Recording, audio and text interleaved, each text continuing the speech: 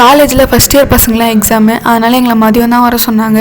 Alarm வச்சு 8 மணிக்கு தான் எழுந்தேன். எல்லாேருக்கும் டீ போட்டு கொடுத்துட்டு நான் பொறுமையாக சாப்பாடு செய்ய ஆரம்பிச்சிட்டேன். யூஜி படிக்கும்போது எனக்கு 3rd இயர் ஆஃப்டர்நூன் ஷிஃப்ட் தான் காலேஜ் வச்சுருந்தாங்க. எனக்கு அந்த யூஜி மெமரிஸ்லாம் கொஞ்சம் கொஞ்சம் வந்து போச்சு.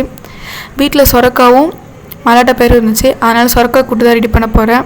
லேட்டாக எழுந்தனால அவ்வளோ பசிக்கல. இதெல்லாம் நான் 11:30க்கு தான் சாப்பிட போகிறேன். 11:45க்கு பஸ்ஸு, 11:30க்கு சாப்பிட்டா கரெக்டாக இருக்கும். அதனால சொல்லிட்டு அம்மாவுக்கும் எனக்கும் ஒரு கிளாஸ் ஜூஸ் போட்டு குடிச்சிட்டு நான் சொரக்கா கூட்டு வந்து ரெடி பண்ண ஸ்டார்ட் பண்ணிட்டேன்.